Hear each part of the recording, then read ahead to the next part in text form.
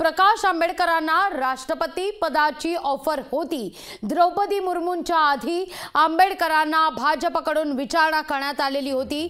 लोकशाही मराठीच्या लोकशाही पॉडकास्ट मध्ये आंबेडकरांचा हा गौप्यस्फोट आहे। आंबेडकरांनी हा गौप्यस्फोट केलेला आहे। राष्ट्रपती पदाकरता भाजपनं नाव नक्की केल्याचा दावा प्रकाश आंबेडकरांनी केलेला आहे। लोकशाही पॉडकास्ट मध्ये आंबेडकर यांनी सर्वात मोठा गौप्यस्फोट केलाय। देशाच्या राष्ट्रपती पदाकरता भाजपनं आपल्याला विचारणा केल्याचा दावा प्रकाश आंबेडकरांचा आहे। द्रौपदी मुर्मूंचं नाव राष्ट्रपती पदाकरता निश्चित करण्याआधी भाजपनं संपर्क साधल्याचा दावा प्रकाश आंबेडकरांनी केलाय। लोकशाही पॉडकास्ट मध्ये प्रकाश आंबेडकरांनी हा सर्वात मोठा गौप्यस्फोट केलाय। भाजपनं राष्ट्रपती पदासाठी आपलं नाव निश्चित केलं होतं, त्यानुसार त्यांनी विचारणा सुद्धा केल्याचा दावा आंबेडकरांनी केलाय। पण भाजपकडून ऑफर करण्यात आलेलं राष्ट्रपती पद आपण नाकारल्याचं आंबेडकरांनी म्हटलंय।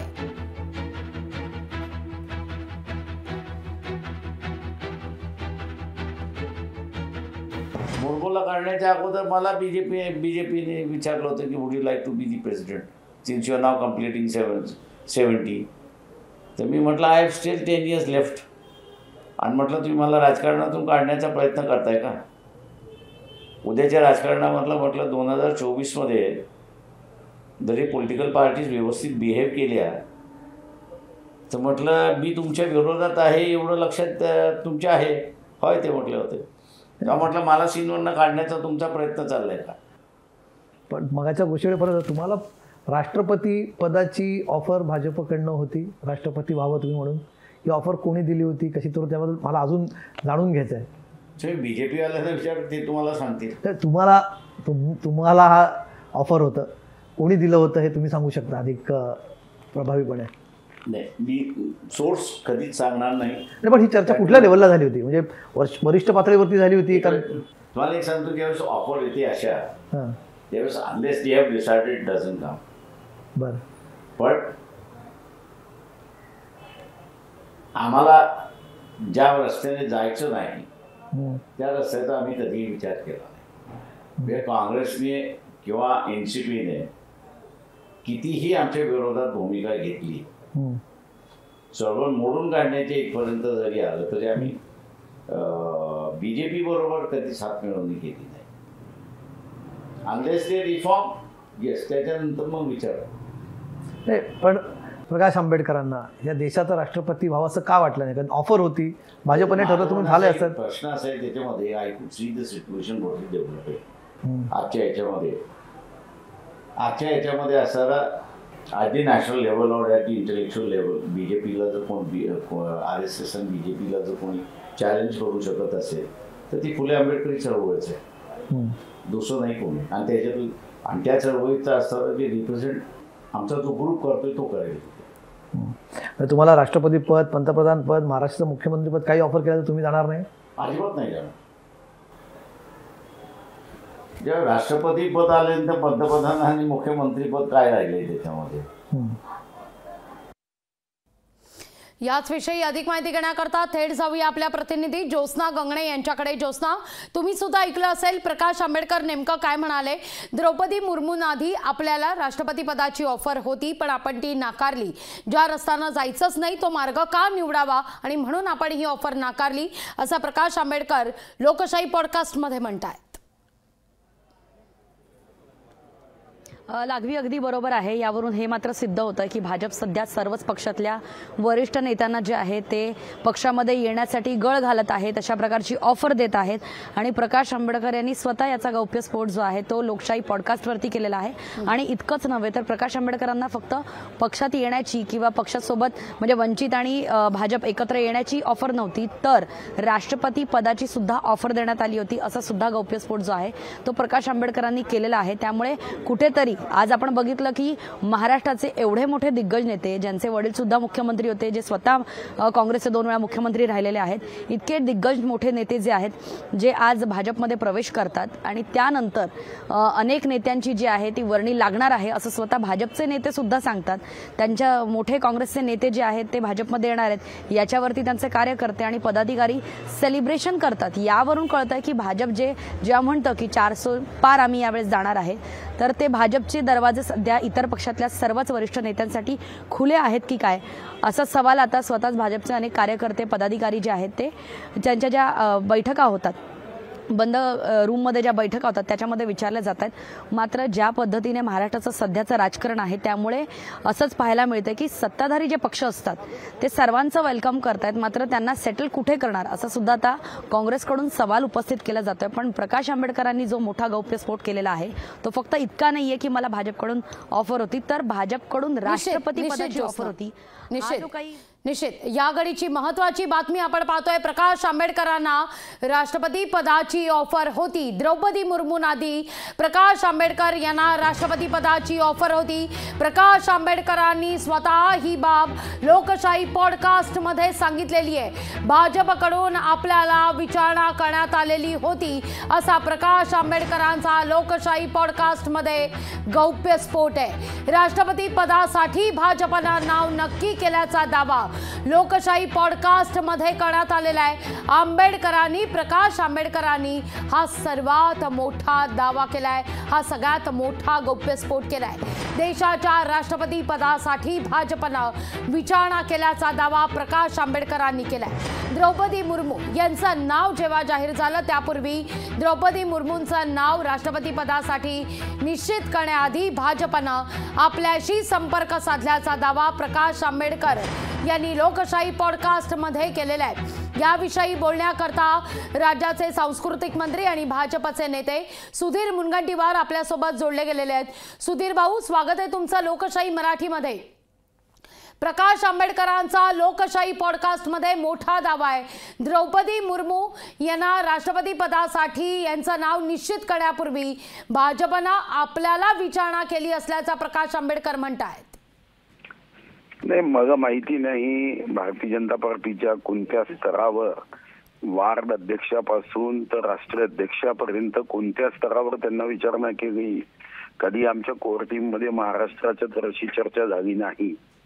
आता याचा खुलासा तेच करतील की त्यांना कोणत्या पदासाठी ऑफर दिली आणि भारतीय जनता पार्टीने त्यांना प्रवेशासाठी कधी बोलवे, हे तर चांगल्या पद्धतीने तेच सांगू शकेल. याच्यावर मला काही भाष्य करायचं नाही, कारण अशी ऑफर दिली असेल तर त्यांनी तेव्हाच खुलासा करायला हवा होता.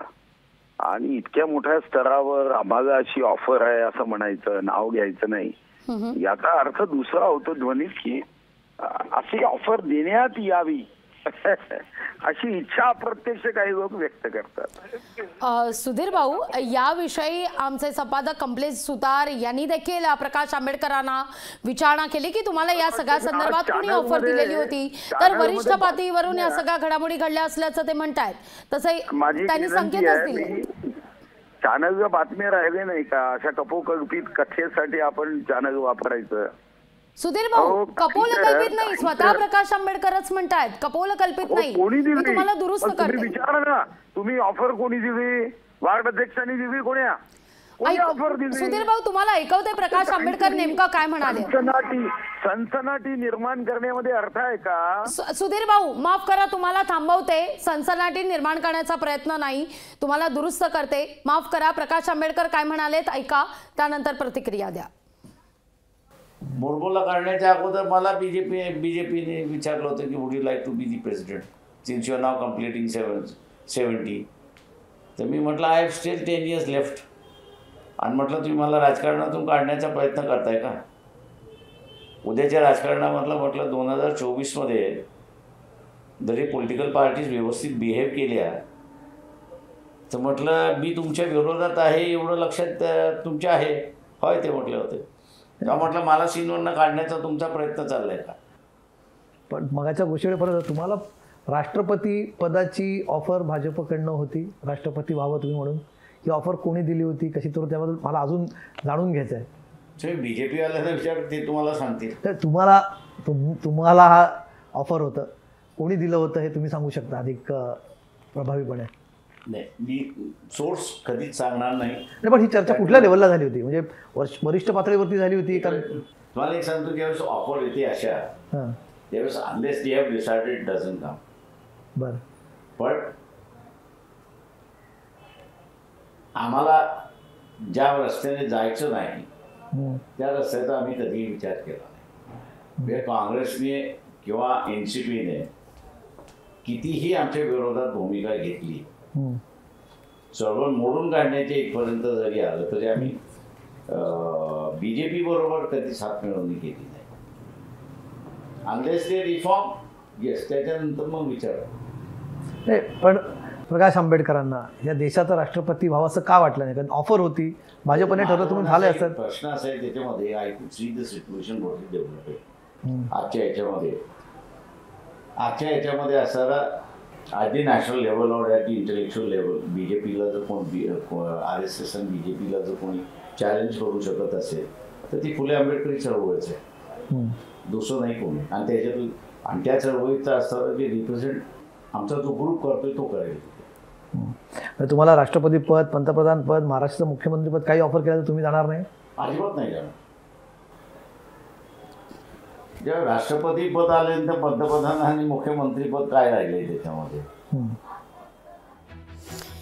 या सगळ्या संदर्भात आम्ही सुधीर मुनगंटीवार यांची देखील प्रतिक्रिया जाणून घेण्याचा प्रयत्न केला, पण सुधीर भाऊ म्हणाले कपोलकल्पित या सगळ्या गोष्टी आहेत. पण या सगळ्या संदर्भात जेव्हा प्रकाश आंबेडकरांचा बाईट ऐकण्याकरता त्यांना विनंती केली आणि त्यानंतर प्रतिक्रिया देण्यासाठी म्हणून विनंती करण्यात आली सुधीर भाऊंना, तेव्हा मात्र सुधीर भाऊ यांनी फोन ठेवलेला आहे, त्यांच्याशी आता संपर्क तुटलेला आहे. खरं तर प्रकाश आंबेडकर यांची पूर्ण प्रतिक्रिया ऐकून सुधीर भाऊंनी प्रतिक्रिया देणं गरजेचं होतं. पण या सगळ्या संदर्भात सुधीर भाऊंनी मात्र सुधीर मुनगंटीवार यांनी फोन आता ठेवलाय. पण बातमी पुन्हा एकदा बघूया. प्रकाश आंबेडकरांना राष्ट्रपती पदाची ऑफर होती. द्रौपदी मुर्मूंच्या आधी आंबेडकरांना भाजपकडून विचारणा करण्यात आलेली होती, असा लोकशाही पॉडकास्टमध्ये प्रकाश आंबेडकरांचाच हा गौप्यस्फोट आहे. राष्ट्रपती पदासाठी भाजपनं नाव नक्की केल्याचा दावा प्रकाश आंबेडकर यांनी केलेला आहे. लोकशाही पॉडकास्टमध्ये हा मोठा गौप्यस्फोट करण्यात येतोय. देशाच्या राष्ट्रपती पदासाठी भाजपनं विचारणा केल्याचा दावा प्रकाश आंबेडकरांनी केलाय.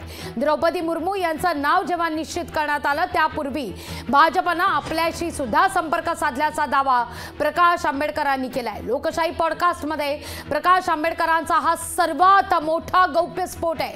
भाजपनं राष्ट्रपती पदासाठी आपलं नाव निश्चित केलं होतं, त्यानुसार त्यांनी विचारणा सुद्धा केली. पण ज्या मार्गावरून जायचंच नाही तो मार्ग आपण का अवलंबावा, म्हणून आपण तो मार्ग स्वीकारला नाही, असं आंबेडकर म्हणतात. याविषयी बोलण्याकरता अतुल लोंढे आपल्यासोबत जोडले गेलेले आहेत. नमस्कार, स्वागत आहे तुमचं लोकशाही मराठीमध्ये. तुम्ही सुद्धा प्रकाश आंबेडकर यांची प्रतिक्रिया ऐकली असेल. प्रकाश आंबेडकर म्हणतात, लोकशाही पॉडकास्टमध्ये प्रकाश आंबेडकरांनी हे वक्तव्य केलंय की द्रौपदी मुर्मू यांना राष्ट्रपती पदासाठी नाव त्यांचं निश्चित करण्यापूर्वी भाजपनं आपल्याला सुद्धा विचारणा केलेली होती, पण आपण ही ऑफर नाकारली. नाही, याच्यामध्ये एक गोष्ट स्पष्ट आहे. जे लोक मतासाठी, राजकारणासाठी प्रभू रामचंद्रांचा वापर करतात त्या आंबेडकरांचा वापर करणार नाही कशावरनं? आणि प्रकाश आंबेडकर साहेब जी जो पक्ष देशामधलं लोकशाही आणि देशाचं संविधान संपवायला निघालेला आहे त्याच्यासोबत जाण्याचा प्रश्नच येत नाही. पण याच्यातनं एक गोष्ट मात्र स्पष्टपणे येतं की भाजपला सामान्य माणसाशी, या देशाच्या शेतकऱ्यांच्या, तरुणांच्या, महिलांच्या यांच्या प्रश्नाशी काही देणं घेणं नाही. त्यांना एन केन करून सत्ता मिळवायची आणि सत्ता मिळवून हुकुमशाही इस्टॅब्लिश करून या देशाचं संविधान जे सर्वांना समानतेचा अधिकार देतं ते संपवायचं, या देशातील लोकशाही संपवायची आहे. हे तर स्पष्टच झालं आंबेडकर बोलल्यानंतर. अगदी त्यावर मात्र प्रकाश आंबेडकर यांनी म्हटलं सुद्धा, ते स्वतः देखील म्हणतात या सगळ्या पॉडकास्टमध्ये की तुम्हाला माझं राजकारण संपवायचं आहे का, याकरता मला ऑफर देण्यात आलेली आहे का, अशी सुद्धा विचारणा त्यांनी स्वतः केल्याचं त्यांनी म्हटलेलं आहे या पॉडकास्टमध्ये. नाही, आम्हाला प्रकाश आंबेडकरांच्या आंबेडकरी चळवळ आणि तो विचार संविधानाचा आणि जो वारसा आहे डॉक्टर बाबासाहेब आंबेडकरांचा, त्याची त्यांना काळजी आहे. आणि ती काळजी सगळ्यात मोठी आहे, कारण की देशाच्या हिताची आहे ती. आणि त्यामुळे याच्या विरोधामध्ये ते कधीही वागणार नाही. त्यांचं राजकारण कोणीही संपवू शकत नाही. निश्चित. अतुलजी, धन्यवाद आमच्याशी संवाद साधलात त्याबद्दल. लोकशाही मराठी ऐका, पहा, जागरूक रहा.